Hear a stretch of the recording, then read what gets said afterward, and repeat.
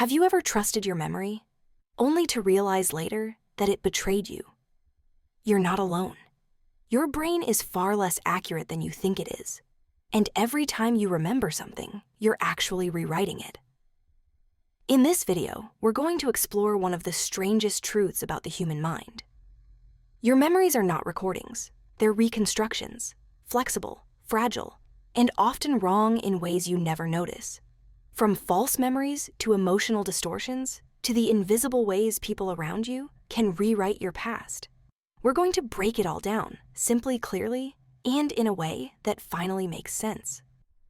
So let's dive into the surprising science behind why your brain keeps editing the story of your life, even when you're absolutely sure you're remembering it. Have you ever been absolutely certain about a memory, only to find out later that it never happened the way you remember it? Maybe a childhood moment you swear was real. Maybe a conversation you're positive went a certain way. Or maybe an event that feels so vivid, so detailed, and so emotionally charged, but somehow still wrong. Here's the uncomfortable truth. Your brain does not store memories like a camera. It rewrites them. Constantly, invisibly, automatically, and the wildest part. Every time you recall a memory, you're not opening a file. You're editing it, and then saving the edited version over the original. Today we're going to break down why your brain does this, the most common ways it distorts your memories, and how you can avoid falling into the traps of your own mind. Let's start with the single biggest misconception most people have about memory. Memory isn't recording. It's reconstructing. When something happens in your life, you might imagine your brain capturing it like a video clip. People think memories are stored as exact copies. Events go in. Events come out. Simple. But the brain doesn't work like that. A memory is never stored fully. It's stored loosely, in pieces, like fragments scattered across different parts of your brain. Your memory is not footage. It's a story. And the moment you remember something, your brain reunites.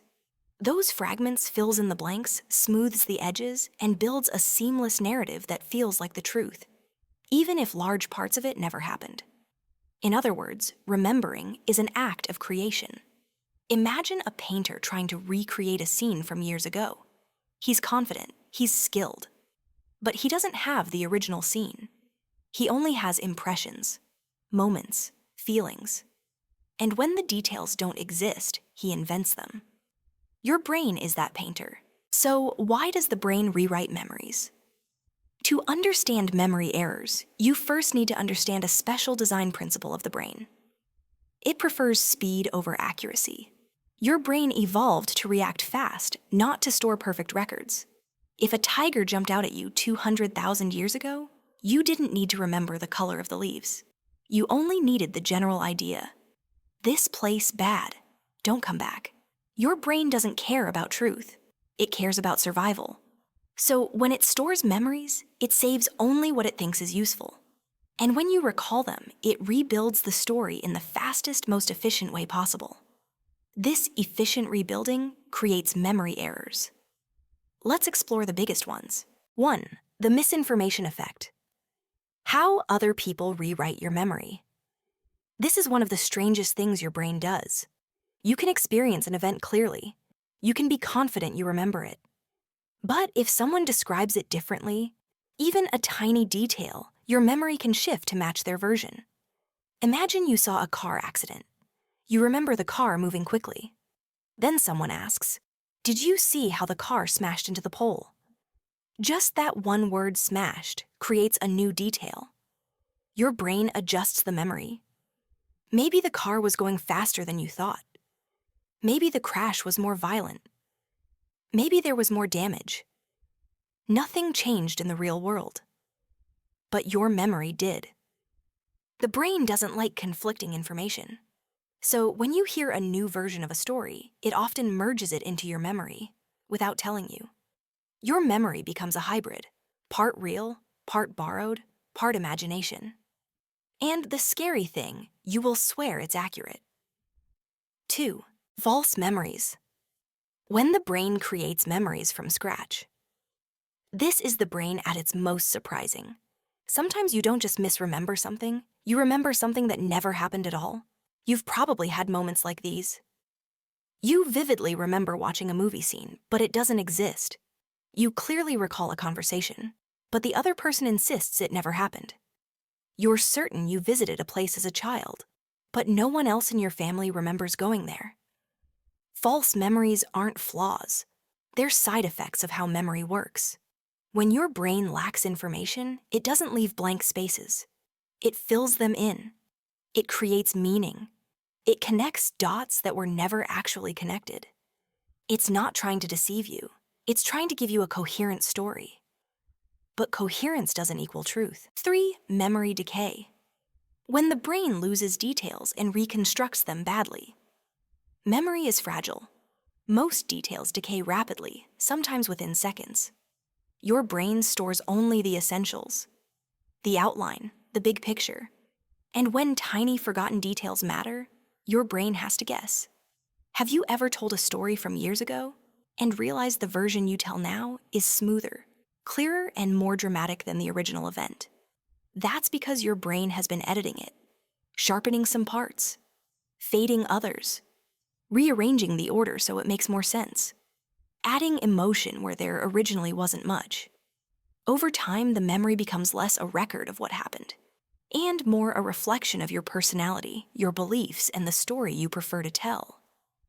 The result? The more you retell a memory, the less accurate it becomes. 4. Emotional editing, how feelings distort memory. Emotions act like Photoshop filters for your memories. Fear makes moments feel longer. Embarrassment exaggerates how many people were watching. Excitement makes events feel brighter, louder, more intense than they really were. Sadness can dull colors, flatten moments, and reduce nuance. Your brain doesn't store events neutrally. It stores the emotional version of events.